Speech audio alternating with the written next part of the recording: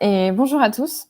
Ravie de faire ce meet-up avec vous et surtout ravie d'accueillir, Julien et Thomas, pour, leur première prise de parole, Tech Rocks. On va commencer par un tour de table, hein, tout simplement. Chacun va se présenter et on commence avec Julien.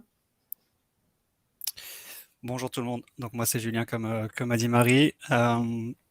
Pour faire un petit tour de qui je suis, j'ai à peu près 15 ou 20 ans d'expérience dans la tech, avec surtout des expériences au niveau d'éditeur de solutions métiers dans des domaines un peu différents, allant de la santé, ressources humaines, e-commerce et autres. Et j'ai rejoint donc Fivetran il y a à peu près un an, donc plus dans un domaine analyse de données.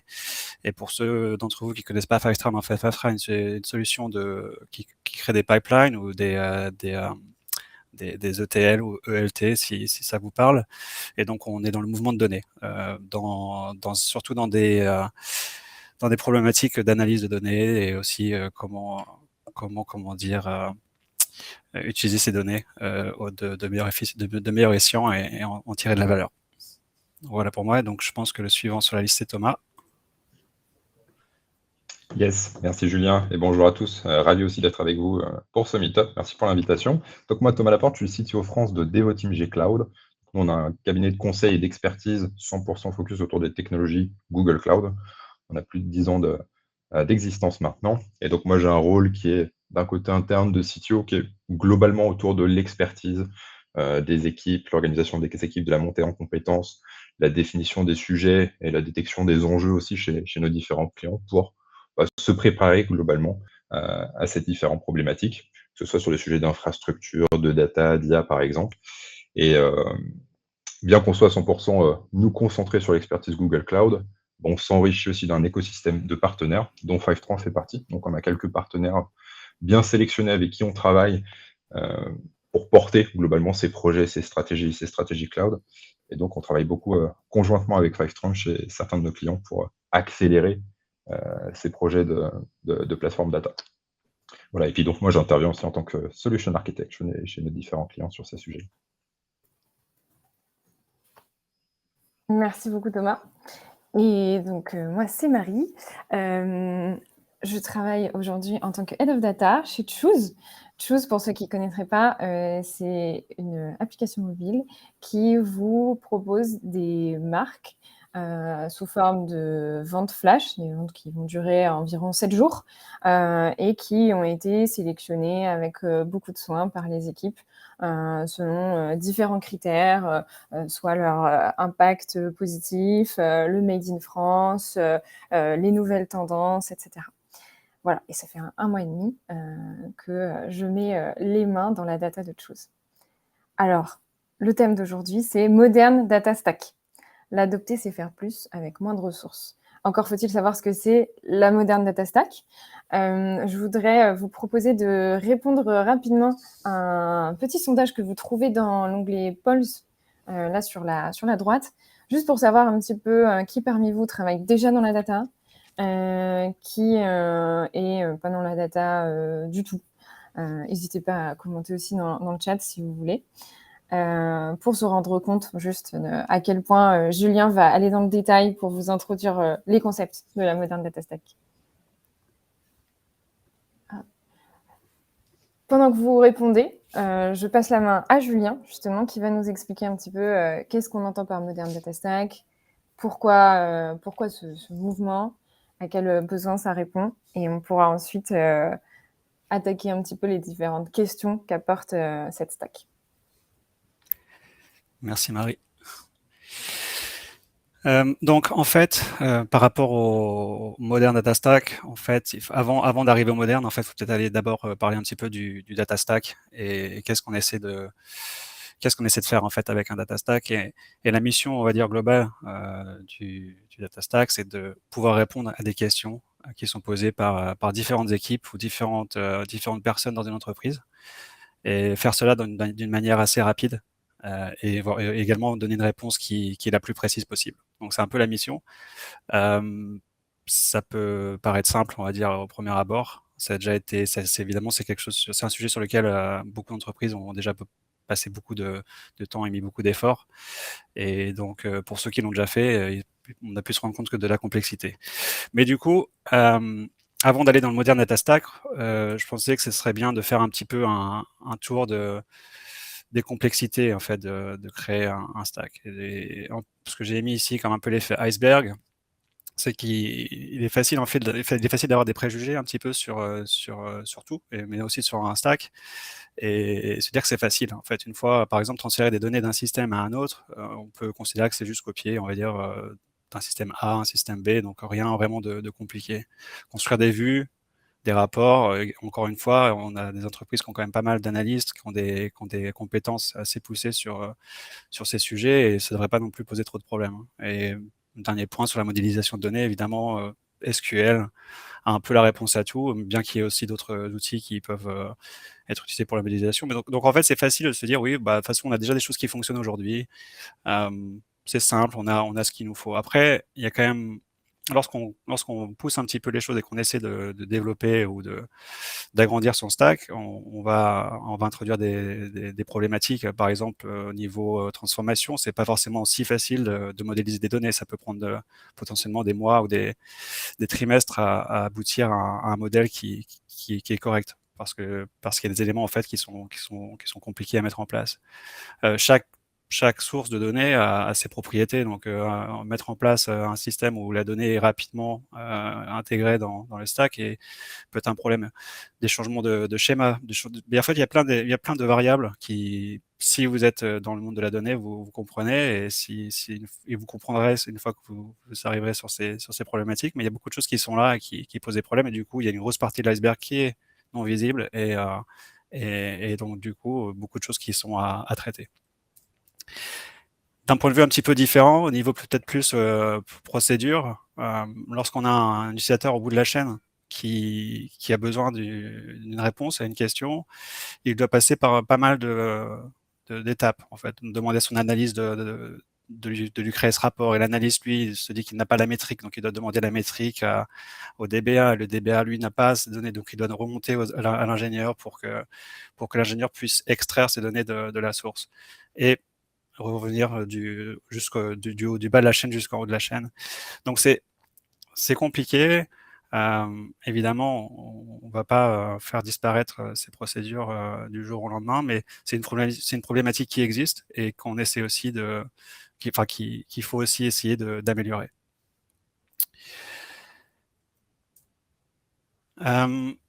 En plus, on va dire de l'ancienneté du data stack, et ce qui est aujourd'hui, en fait, il y a aussi un buzz qui se passe. On entend souvent parler d'intelligence artificielle, de machine learning, tout ça, c'est très excitant. Donc il y a beaucoup plus maintenant d'équipes, beaucoup plus de gens qui sont intéressés par ces problématiques ou par ces domaines.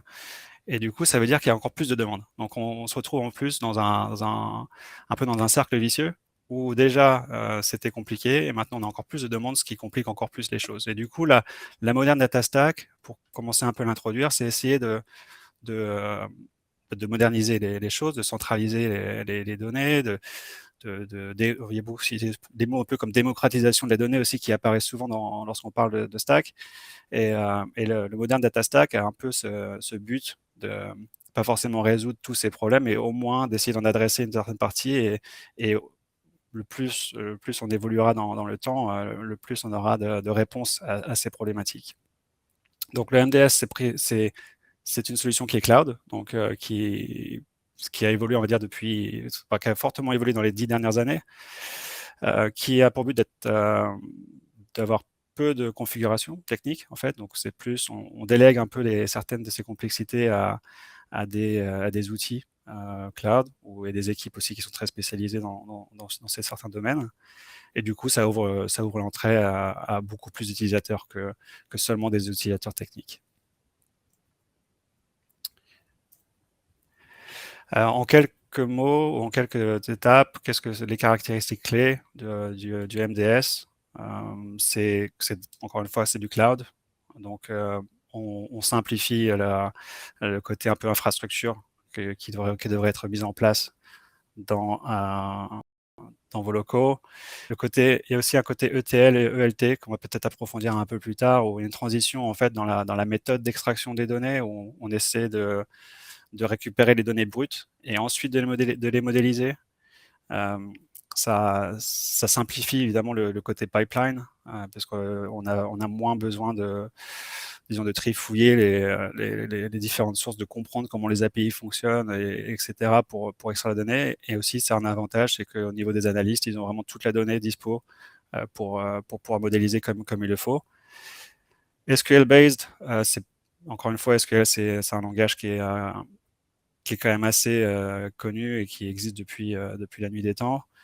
Et ensuite, c'est entièrement managé. Donc, encore une fois, il n'y a pas besoin d'être un expert en serveur, en base de données, etc. pour pouvoir commencer avec un MDS.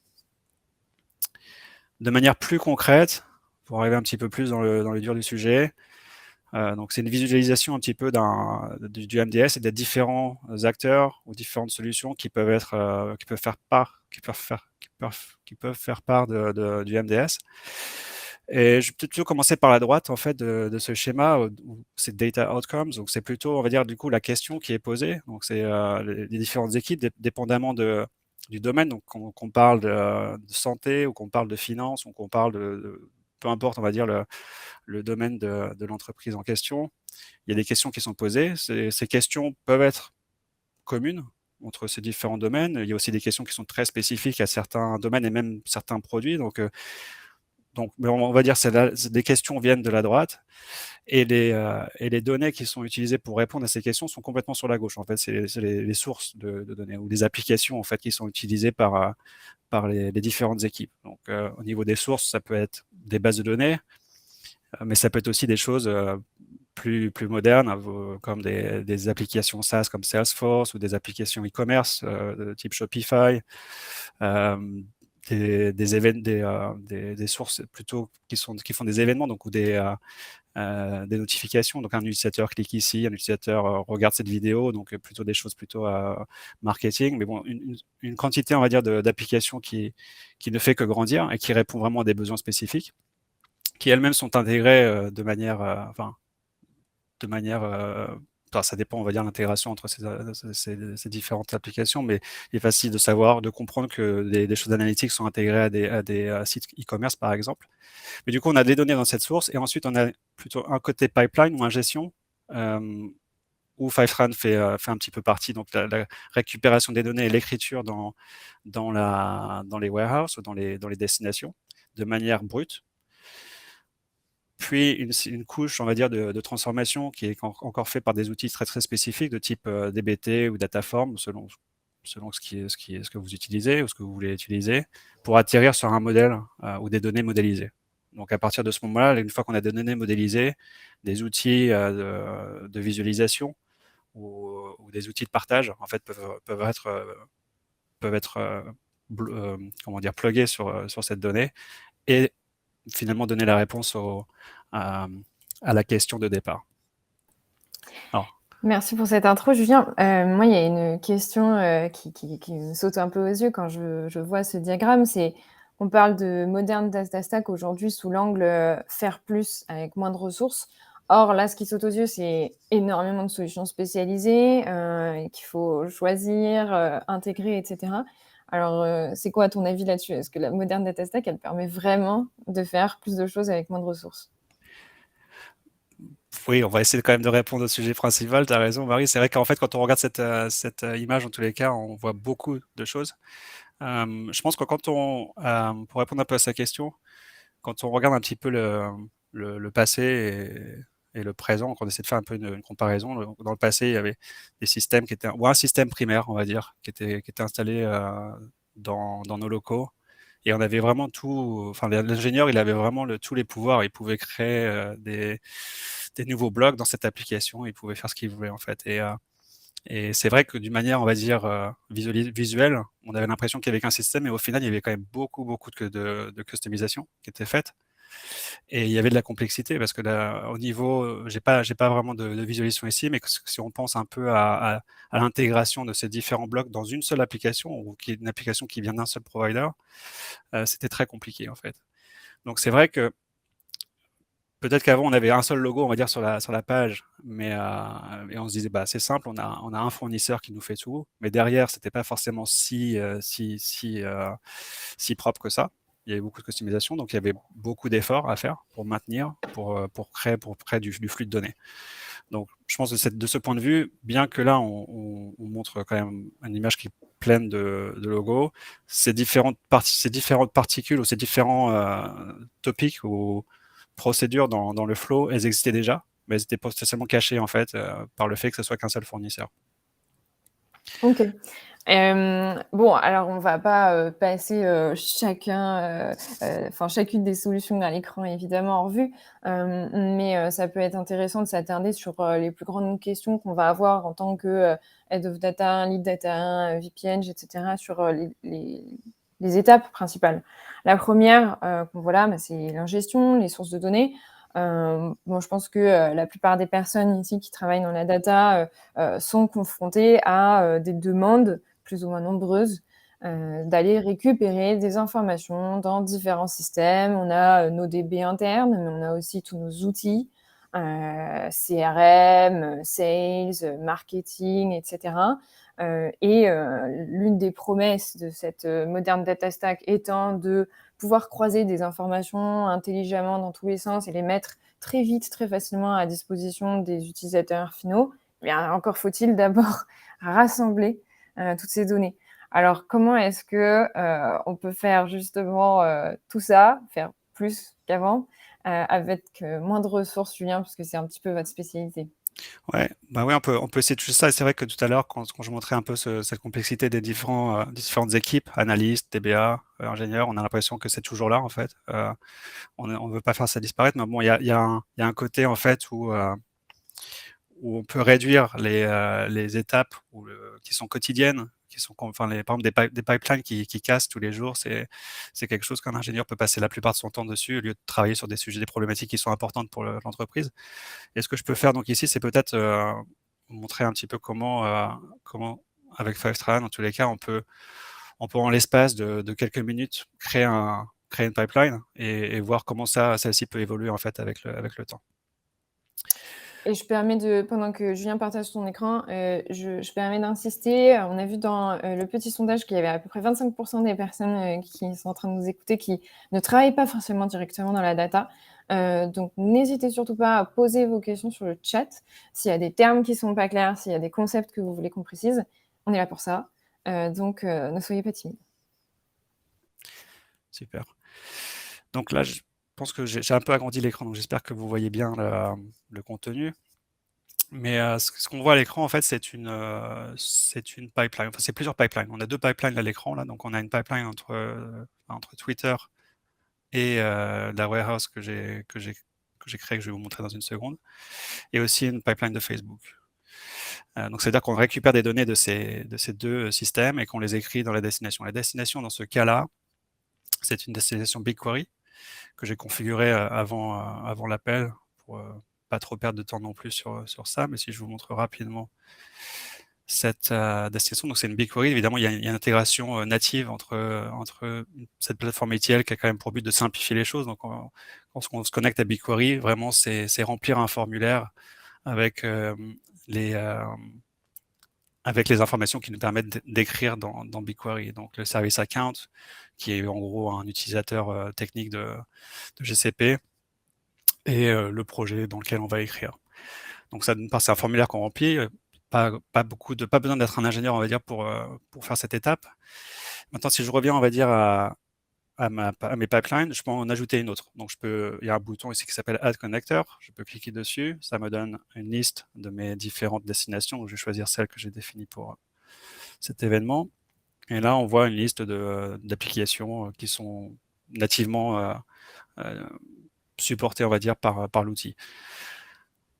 le côté application, ça c'est très fort, on va dire, dans cet outil, parce que les applications, généralement, ça utilise des API, donc la connexion à un API est assez standard, bien que ces applications, bien sûr, ont généralement des fonctionnalités de créer des éléments custom, ça reste récupérable par API dans la plupart des cas. Donc, bref, pour revenir à mon exercice, je vais rajouter une source LinkedIn.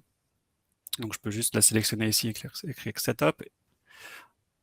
Et encore une fois, c'est une page, on va dire, un formulaire assez simple. Il n'y a encore pas besoin de comprendre ce qui se passe derrière, mais on me demande juste d'autoriser en fait l'accès aux données de LinkedIn. Donc en fait, ce qui va se passer, c'est que ça va me rediriger vers LinkedIn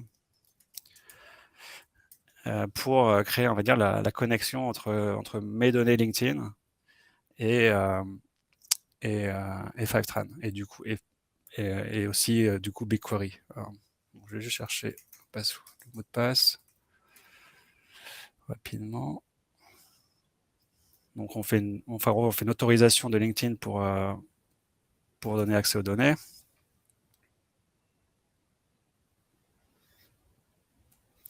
Et du coup là, donc la connexion a été faite.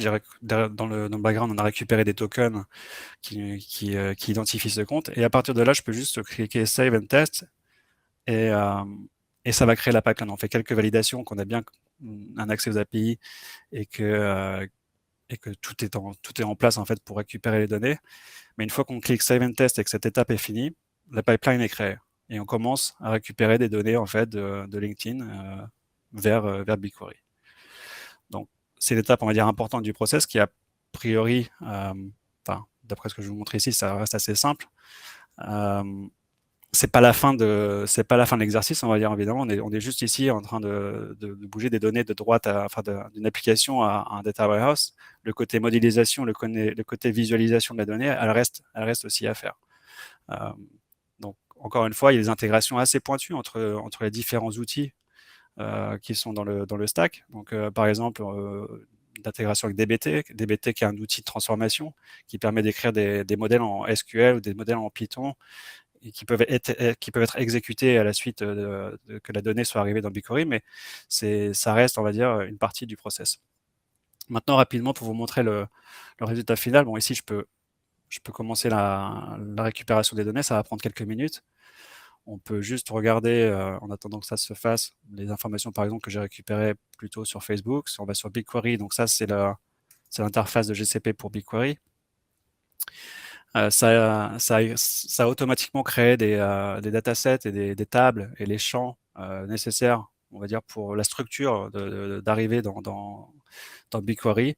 Et si j'étends ça et que je fais juste si je regarde un peu l'account et qu'on regarde un peu les données qui sont arrivées, on se rend compte qu'en fait les données sont arrivées de manière assez brute. Mais donc pour quelqu'un qui comprend la structure de Facebook Ads, dans ce cas-là, qui arrive dans BigQuery, il va avoir une certaine compréhension des données qui sont affichées.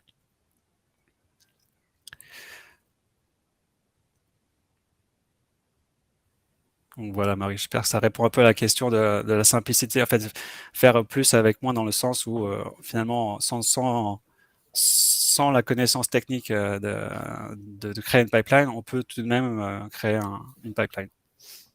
Oui, c'est clair. On a lancé un mini sondage que vous pouvez retrouver dans le dernier onglet, juste pour savoir qui parmi vous utilise une solution d'ingestion de données.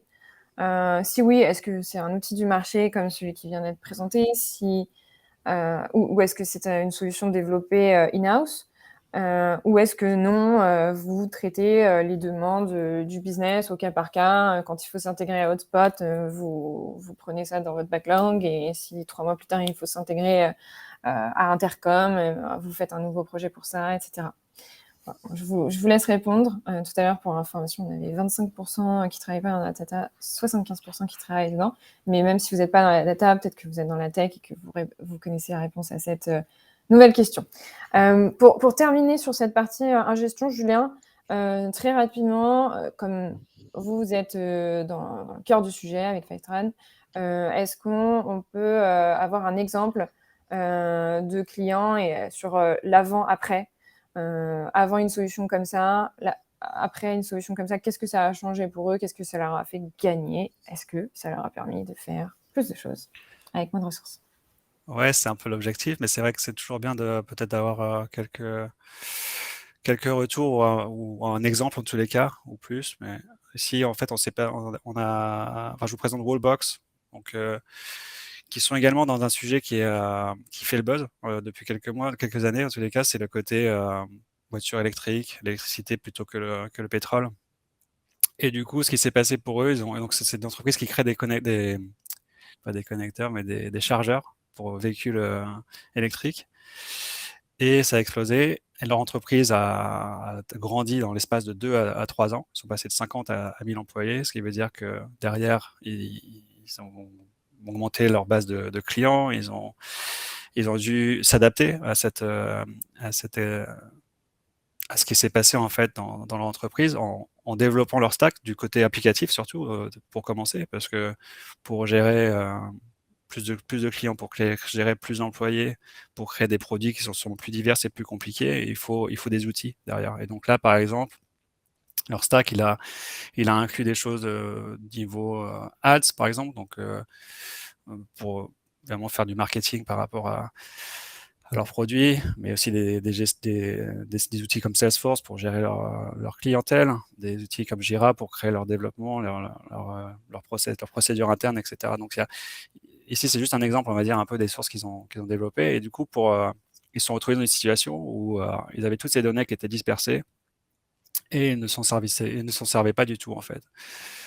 Du coup, quand ils ont commencé à travailler avec le NDS, ils ont réussi vraiment à unifier ces données. Ils ont réussi à apporter en gros des réponses à des questions qui étaient critiques pour l'évolution de leur business.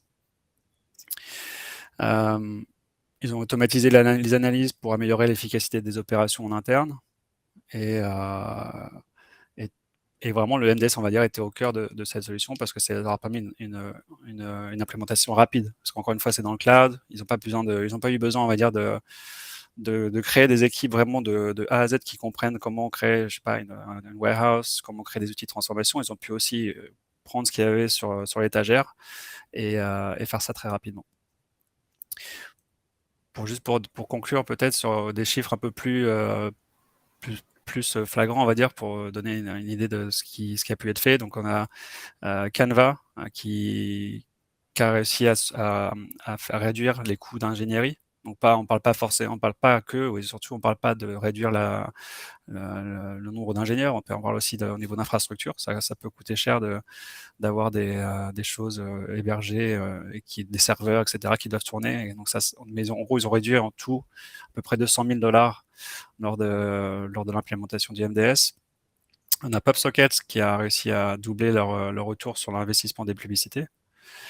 Et on a Glossier qui a augmenté de 36% leur retour sur investissement au niveau marketing. Donc voilà quelques chiffres en fait et quelques retours d'expérience. Marie. Eh bien, merci beaucoup, Julien. Chose intéressante, il y a 60% des personnes qui ont répondu jusqu'à présent qui n'utilisent pas de solution pour la gestion des données. Donc encore une fois, n'hésitez pas à poser vos questions si vous avez des doutes sur la bonne stratégie à adopter, si vous voulez aussi juste partager quels sont vos pain points du moment par rapport à l'ingestion depuis plusieurs sources. Maintenant, est-ce qu'on peut retourner sur le schéma global, Julien? Merci beaucoup. Sur l'une des étapes suivantes, une fois qu'on ingère des données, etc., il y a la question de la transformation de ces données pour les préparer, les croiser, les mettre en forme pour qu'elles puissent être utilisables. Et puis la question de la mise à disposition de ces données. Et personnellement, une question qui m'est souvent adressée, soit dans les entreprises où j'ai été Head of Data, soit via des réseaux data, c'est est-ce que c'est vraiment une bonne idée d'utiliser des solutions cloud hyper flexibles, hyper scalable comme BigQuery? Et pourquoi on me pose cette question? Souvent parce que les gens ont très peur de ce côté scalabilité non maîtrisé, donc des coûts. il y a pas mal de petites histoires qui se racontent d'une boîte à l'autre sur ah bah j'ai laissé telle data sur BigQuery. Il y a des gens qui ont eu full accès, qui ont fait des requêtes un petit peu par erreur ou qui ont lancé des boucles de requêtes. Je me suis retrouvée avec 10 000 € de facturation BigQuery sur une journée. Et ben plus jamais, on s'est retiré de la solution, on n'y mettra plus les pieds. Thomas, chez Devoteam, j'imagine que des questions comme ça, vous en avez souvent. C'est quoi un petit peu ton point de vue là-dessus? Quels sont les risques? Quelles sont les opportunités? Quelles sont les stratégies pour tirer le meilleur parti de ces solutions? Yes, bah effectivement, nous on est en plein dedans. On travaille avec ces questions au quotidien. Et puis, quand on parle de cloud, on parle de tech, on parle de beaucoup d'autres choses qui sont autour, des questions d'organisation, de process, de gouvernance, de FinOps et de gestion des coûts, d'optimisation. Donc ça en fait partie. Et si je reviens un petit peu sur les chiffres aussi que tu montrais, Julien, et je trouve que le résultat du poll, du sondage est intéressant aussi. Il y a souvent cette question de quand on construit, quand on compose sa stack, sa plateforme data, ou même au sens plus large, hein, ces environnements du build versus buy. Est-ce qu'on construit nous-mêmes? Est-ce qu'on se dote ou est-ce qu'on s'équipe d'une solution qui peut le faire pour nous? Ce que tu as illustré là, Julien, à travers de Fivetrans, c'est pour une petite partie de tout ce cycle vie de la donnée, pour la partie ingestion, il y a des outils qui sont très spécialisés sur une partie de cette chaîne, qui vont en quelque sorte retirer la responsabilité du build, du run de ces choses-là, pour permettre justement libérer l'engineering pour se concentrer sur les cas d'usage qui ont de la valeur pour le business. Je redisais ça pour revenir un petit peu sur cette slide-là, ce landscape, quand on dit la moderne data stack, finalement, et revenir un peu sur la définition initiale, c'est pas une stack en tant que telle, il y a un côté, une collection d'outils, et d'un côté qui vont être assez spécialisés, plutôt que d'essayer de tout faire, ils vont choisir d'adresser une partie de cette chaîne-là, et aussi très modulables, qui vont travailler ensemble.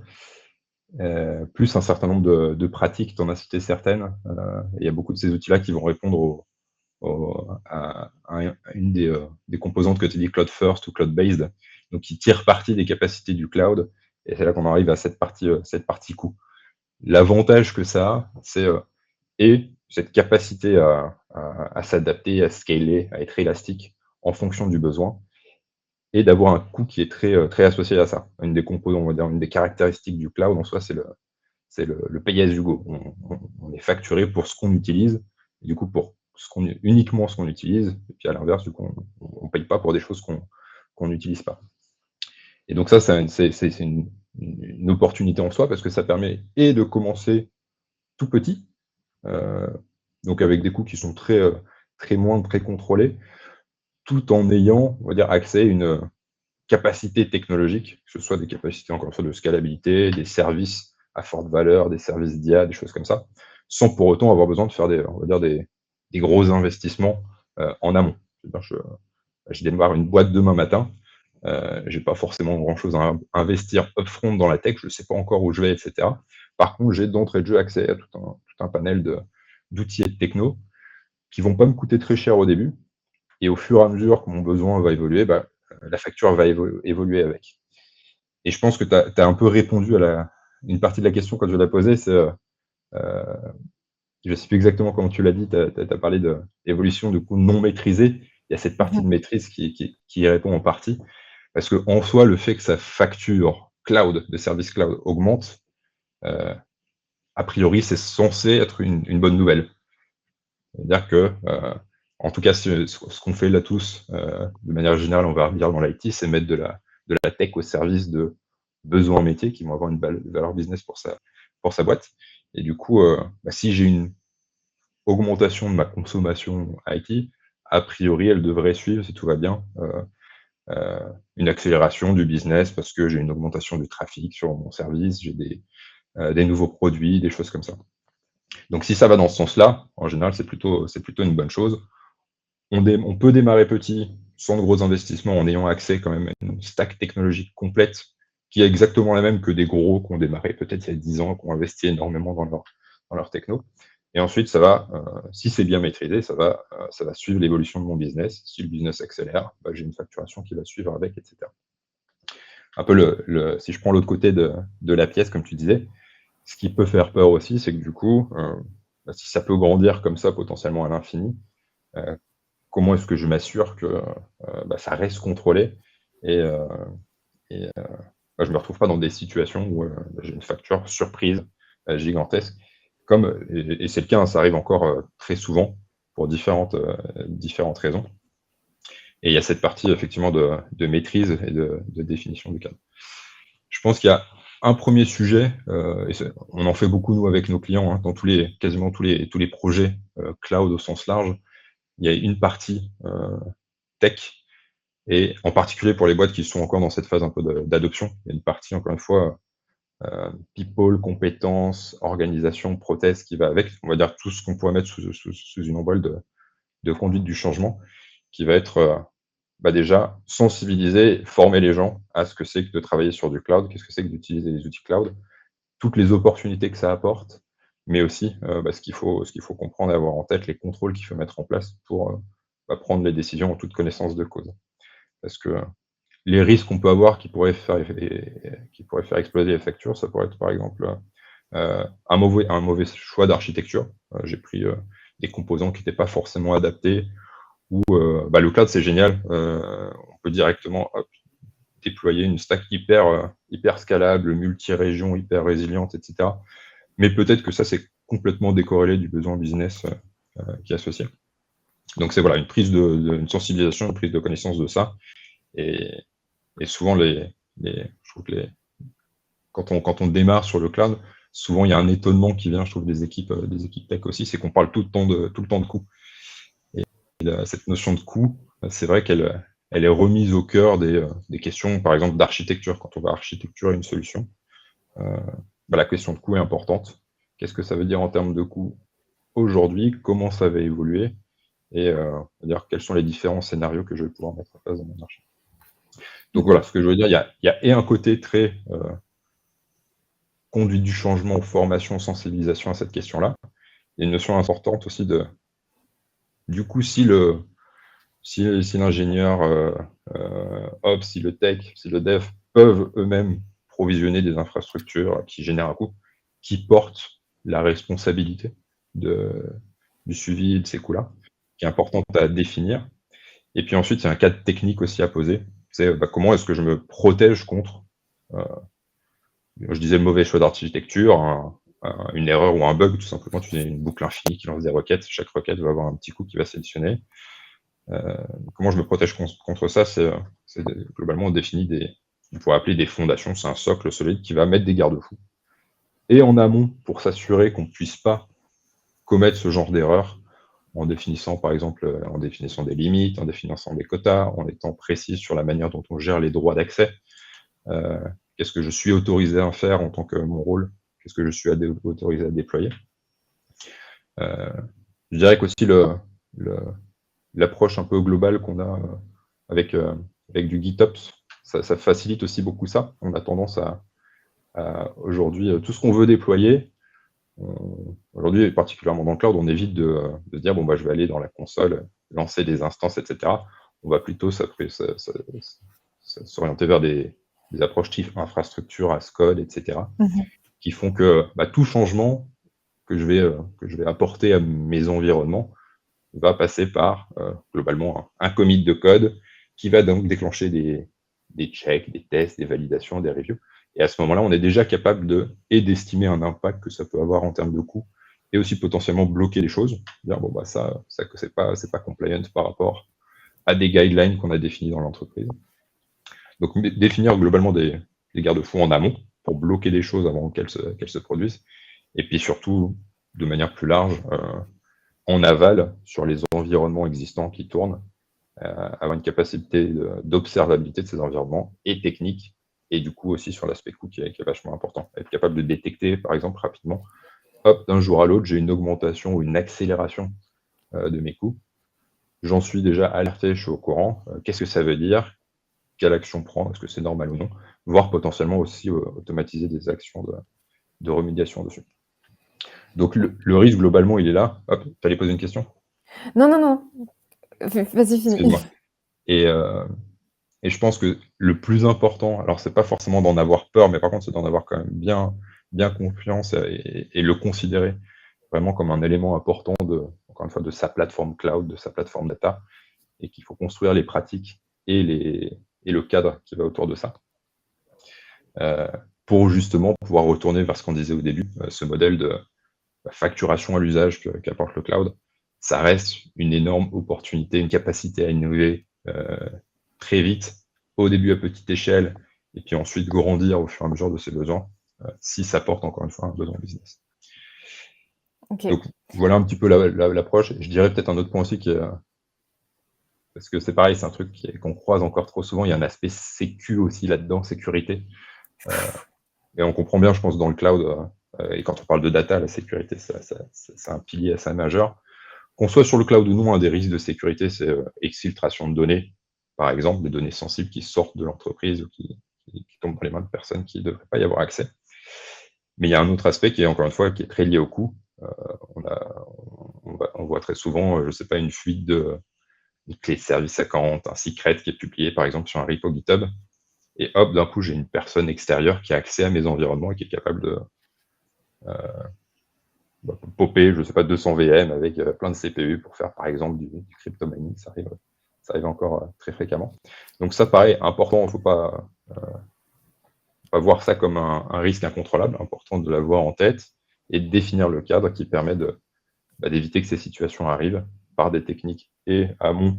Dans ce cas-là, ça peut être, encore une fois, la durée de vie des jetons, l'incapacité à, depuis certains périmètres, accéder à certaines données, être très précis sur qu'est-ce qu'un compte technique, quel périmètre auquel il peut avoir accès. Et puis aval, être capable en continu de contrôler, d'observer ces environnements pour pouvoir réagir à des situations potentiellement anormales. Ok, alors énormément de choses. J'espère que ceux qui nous écoutent arrivent à absorber un petit peu toutes les leçons parce qu'il y en a énormément. Si on essaye de résumer sur la partie appréhension par rapport au coût cloud, pas forcément spécifiquement sur le data warehousing, hein, mais comme tu l'as dit, on peut aussi provisionner juste des machines. Les conseils principaux, c'est donc tout ce qui est pédagogie, bien responsabiliser les équipes. Et ça, ce qui peut aider au-delà de juste en parler, mettre le sujet au centre de la table, c'est du reporting, de la visualisation, que chacun voit un petit peu qu'est-ce qui est consommé sur le cloud, quelles équipes ont fait popper quoi, etc. Il y a la partie aussi contrôle, comme tu le disais. Hein, il y a des outils qui permettent de mettre des limites, de mettre des alertes, etc. Et puis plus globalement, il y a cette question d'architecture qui se recoupe avec là ton deuxième point sur les bonnes pratiques, la sécurité, etc. Et là-dessus, pour moi, il y a un énorme challenge. C'est-à-dire que je trouve quand on est dans le vif du sujet, hein, dans nos entreprises, on voit tous ces talks, tous ces schémas sur la moderne data stack et des fois, ça nous fait un petit peu sourire en coin en se disant oui, il est mignon votre schéma d'architecture, parfait, tout linéaire, où tout va bien.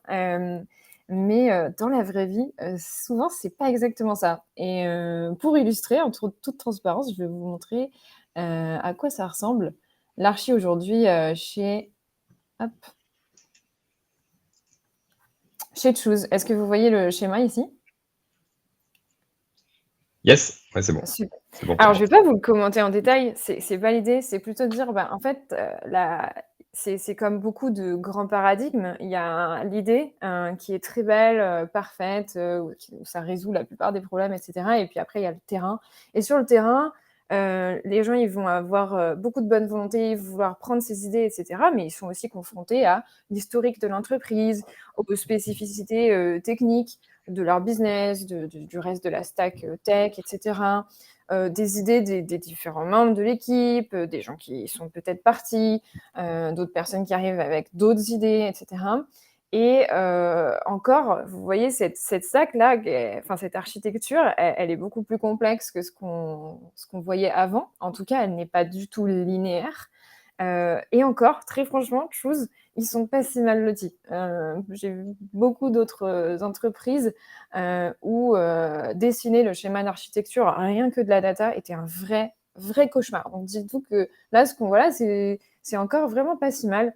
pourtant, vous voyez des effets de boucle. On a de la donnée qui part sur PubSub, donc ils ont, pour faire simple, une technologie de streaming. Les événements ensuite sont dépilés, sont stockés quelque part, puis sont réinjectés dans du BigQuery.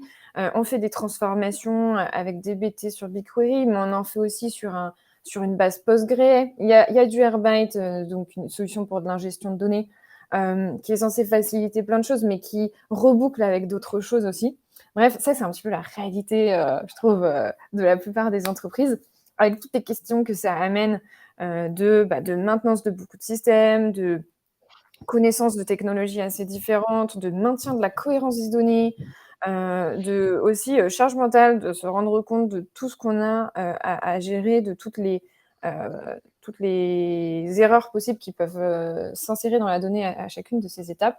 Bref, il y a une énorme question d'architecture, tout simplement, que je pense beaucoup d'entreprises ont aujourd'hui, après s'être lancées avec plein de bonne volonté sur des initiatives de data stack.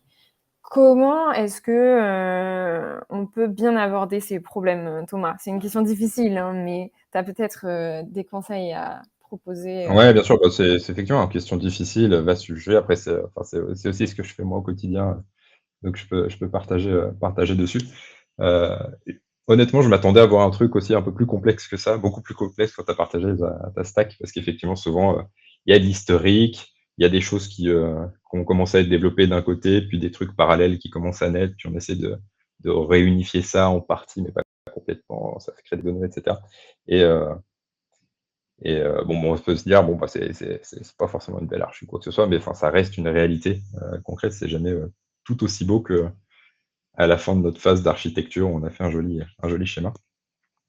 Mais globalement, ce que je peux dire là-dessus, effectivement, cette phase, elle est effectivement hyper importante et difficile, du fait aussi qu'elle prend en compte, encore une fois, pas mal d'aspects particuliers aussi dans le cloud, parce que dans le travail d'architecture, il y a une notion de technicité, mais aussi il y a des aspects, on va dire, organisationnels, des notions de coût, ce genre de choses, comment est-ce que ça va évoluer dans le temps, comment ça va scaler, etc. Et je pense que l'objectif en soi de cet exercice-là, c'est comprendre qu'est-ce qu'on essaye de construire. Et c'est pas mal de se poser la question, parce que très vite, en tout cas si on démarre, quand on démarre, soit d'une page blanche, soit d'un existant qu'on veut peut-être faire évoluer et déplacer, on peut très vite se concentrer sur un petit bout du problème ou sur la fin de la chaîne qui pourrait être un use case particulier, par exemple, et construire pour ce use case, par exemple. Ou à l'inverse, construire ou faire ses architectures vis-à-vis de technologies. Ce qui n'est pas non plus ce qu'on essaie de faire. Quand on fait une architecture, on essaie de répondre à un besoin, encore une fois. Donc c'est comprendre et ce besoin tel qu'il est à l'instant T où on fait l'exercice, et aussi comment ça s'articule par rapport à la stratégie globale de l'entreprise, où est-ce qu'on veut aller, pour pas construire un truc qui soit qui réponde pendant 6 mois et qu'il faille tout reconstruire derrière. Donc voilà, il y a cette compréhension du besoin et avec une projection un peu future, et puis aussi une compréhension du contexte dans lequel on est, qui est, je disais, l'organisation de l'entreprise, des contextes peut-être de délai. Il y a des moments où il y a besoin d'aller vite, il y a des moments où on peut prendre du temps, par contre on a besoin d'être compliant par rapport à certains trucs. Il y a des contraintes technologiques, comme tu disais, qui peuvent être de l'existant. Il y en a une qui est vachement importante aussi, qui est quelles compétences j'ai dans la boîte. Parce que ça va être hyper important pour la suite quand on va vouloir implémenter cette architecture-là.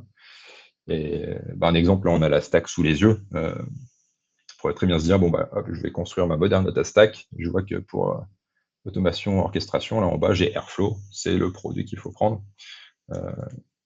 C'est pas évident qu'on ait les compétences en place pour faire ça chez nous. Aussi bien en termes de capacité, enfin, du Airflow, ça peut coûter cher, il faut l'opérer, il faut le maintenir, etc. Il faut développer, il faut des skills en Python. Enfin, c'est pas forcément le meilleur outil qui serait adapté à un contexte particulier. Donc voilà, il y a, encore une fois, qu'est-ce qu'on veut faire et quelles sont les contraintes, l'environnement dans lequel je suis. Et à partir de ça, je pense un conseil que j'ai qui me paraît extrêmement important, c'est prendre le temps, et c'est pas forcément un truc qui est très long et très compliqué, parce que on va voir que c'est des petites boîtes, mais d'architecturer sa plateforme déjà de manière, on va dire, fonctionnelle. on est agnostique de toute technologie, on est agnostique de toute source de données, de tout cas d'usage aussi qu'on va vouloir porter derrière. Qu'est-ce que c'est que ma data platform? Quel rôle elle tient dans l'entreprise? Comment est-ce qu'elle est découpée? Qui sont les acteurs qu'il y aura autour? Je vais avoir des sources de données, des produits qui vont consommer de la donnée, des équipes métiers qui vont avoir peut-être pousser ou consommer de la donnée au travers de différentes interfaces. Comment tout ça interagit entre eux, comment je vais l'opérer, etc. Enfin, il y a plein de questions qu'on peut se poser et qu'on peut designer sans même aller se poser la question de quelle techno je vais utiliser, quel produit, quel service, etc. Et je pense, du coup, ça c'est un des premiers points, c'est vraiment le temps de faire ce travail-là pour se dire, si j'ai quelqu'un qui rejoint mes équipes, qui intègre la boîte par exemple, je suis capable de lui montrer mon architecture data de manière fonctionnelle. Donc, et à partir de là, ensuite, on va définir comment est-ce que je l'implémente. Et là, on va rentrer des questions de technologie, de produits, services.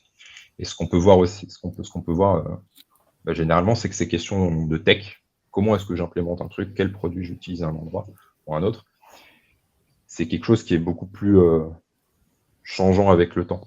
On peut faire des choix qui ont du sens à un instant T, je disais, parce que là, on a une contrainte d'aller vite. Hop, je vais prendre ce produit-là pour démarrer. Et puis plus tard, je vais changer cet outil par un autre, peut-être qui serait plus intéressant, ou qui répondrait plus à mon besoin, sans pour autant remettre en cause l'architecture fonctionnelle de ma plateforme, en quelque sorte. Ouais, parce que, en fait, pour résumer, on pourrait dire que tout simplement, il faut être proactif sur l'architecture de cette stack data, là où beaucoup d'entreprises, en fait, la subissent. On crée des choses pour répondre à des besoins et il n'y a pas de vision d'ensemble, il n'y a pas d'urbanisation des systèmes d'information comme on a appris à le faire dans le reste de la tech, parce que c'est bien nécessaire et en fait, c'est tout autant nécessaire dans la data. Mais je trouve que c'est un petit peu ce qu'on se répète depuis des années maintenant, hein. Il se passe plein de choses dans l'univers de la data. Au début, la data fait sa vie de son côté, hein, comme en data science, on s'est mis à faire du code et puis on n'a pas testé, on n'a pas fait de bonnes pratiques de dev et tout. Et puis au bout d'un moment, on s'est rendu compte que quand même c'était vachement nécessaire. Et finalement, l'histoire suit son cours et toutes les briques data finissent par bénéficier des mêmes bonnes pratiques que la tech. Il n'y a pas de grandes surprises, mais il y a beaucoup de bon sens. Je peux répondre. On va devoir conclure parce qu'il nous reste 5 minutes. Et je voudrais qu'en conclusion, on puisse donner quelques leçons, conseils, clés supplémentaires pour ceux qui nous écoutent.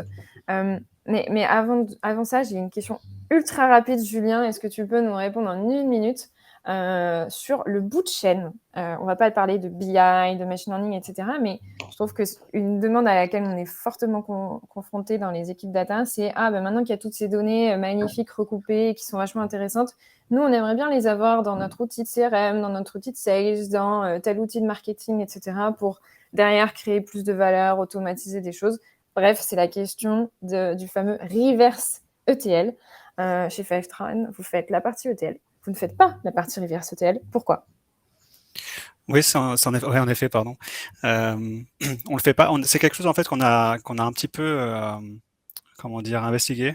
On a essayé de voir si on voulait le faire, si on pouvait le faire, et on s'est rendu compte que, en tous les cas, pour l'instant, c'est quelque chose qui est quand même assez différent en fait. Et juste pour soulever peut-être quelques points dans les différences. Lorsqu'on va des applications qui sont assez structurées, veut dire au niveau des modèles ou au niveau des API, c'est quelque chose, en fait, les applications sont vraiment par défaut, elles sont développées pour l'utilisation métier et pas forcément pour tirer des données ou pour en écrire des données. Donc du côté, on va dire, extraire des données de ces applications, ça reste assez simple. Et après, quand on l'écrit dans les warehouses, on a ce système un peu d'écrire des données brutes. Du coup, on n'a pas trop de restrictions sur la façon dont on écrit dans warehouse. Donc lire et écrire, évidemment, c'est notre métier, donc on considère que c'est simple. Mais aller dans l'autre sens, c'est beaucoup plus compliqué. Il y a plusieurs restrictions au niveau de comment on doit écrire dans ces applications. Potentiellement, il faut écrire à un endroit bien précis, il faut suivre peut-être un format de données qui est très spécifique à l'application. Il y a plus de restrictions en fait. Donc c'est l'un des points qui nous a peut-être un petit peu bloqué. dans cette stratégie. Et aussi, on s'est rendu compte, un peu comme dans le stack, il y a des outils qui sont faits pour ça en fait. Donc on a des partenaires qui travaillent que sur ça, qui font que du reverse ETL et en fait on s'est rendu compte qu'il fallait mieux qu'on se concentre sur ce qu'on sait faire, développer, parce qu'évidemment il y a un nombre de sources qui n'arrêtent pas de s'agrandir, donc plutôt être fort sur maintenir le plus de sources possible, pour pouvoir permettre à nos clients en fait d'utiliser un outil pour toutes les sources et travailler avec des partenaires pour aller dans le sens inverse. OK. Merci beaucoup, Julien. Je tenais à ce qu'on reboucle là-dessus parce que pour moi, ça rebondissait sur cette histoire d'iceberg, qu'on a eu en introduction. Parfois, les métiers, ils se disent: «Bah, vous êtes venus chercher de la donnée, ça doit être absolument aussi facile de réinjecter de la donnée derrière. On voit pas la difficulté, on voit pas pourquoi ça prendrait du temps» et cetera. Donc là aussi, il y a un travail de pédagogie, à faire parce qu'en effet, c'est pas si simple. Donc comme promis, je propose que chacun, on essaye de proposer une leçon en une phrase pour conclure ce meet-up. Thomas, tu veux donner la tienne? Ouais, moi je vais continuer un peu sur ce que je disais, c'est vraiment prendre le temps de considérer sa plateforme data comme une plateforme et de l'architecturer en tant que telle, au-delà des considérations techniques de produits, de sources, de use cases qui vont évoluer, qui vont être portés par cette plateforme dans le futur. Génial. Julien, pour toi, la chose à retenir? Pour moi, en fait, il y a des choses très très intéressantes qui peuvent être faites. Donc, genre intelligence artificielle, machine learning, tous ces aspects sont super intéressants et c'est normal qu'on soit très intéressé par ça. Par contre, il faut pas mettre la charrue avant les bœufs. Il faut avoir d'abord un stack qui nous répond à des questions sur des choses qui se passent déjà, pour pouvoir ensuite aller à l'étape d'après et vraiment avoir un data-driven stack. Super. Moi, pour ajouter ma petite touche, je dirais, que ce qu'il faut bien réfléchir, c'est, les compétences, les métiers qu'on va avoir dans notre équipe face à cette architecture. Il n'y a pas, pour moi, une architecture parfaite ou une équipe parfaite. Il faut partir de ce que viennent de dire Thomas et Julien, partir des besoins métiers, construire une architecture qui a du sens par rapport à ces besoins et mettre les bonnes personnes en face. Si on a peu de gens ou si on ne peut pas recruter un petit peu toutes les spécialités, on va peut-être aller sur des solutions plus managées, plus coûteuses, mais qui nous évitent un recrutement nécessaire. À l'inverse, sur des plus grosses équipes, on peut se permettre plus de in-house, plus de customisation, etc. Mais vraiment, encore une fois, avoir une démarche proactive et ne pas subir la construction de son équipe et de sa stack, mais décider de où on veut aller. Eh bien, j'espère que ce meet-up vous a plu. Il n'y a pas eu beaucoup de questions, mais si vous avez envie d'approfondir l'un de ces sujets ou si vous avez gardé vos questions pour vous, on se retrouve sur les tables de networking sur lesquelles vous appuierez automatiquement à la clôture du meet-up. Et j'ai cru voir qu'il y avait une demande pour avoir exactement cette slide, mais avoir les noms des outils, pas juste leur logo. C'est vrai que ça, du coup, c'est un peu réservé aux initiés. Et on va essayer, je pense, de vous construire ça avec Thomas et Julien et de revenir vers vous. Merci à tous. Merci Thomas. Merci Julien pour cette prise de parole. C'était super. Et on se retrouve sur les tables.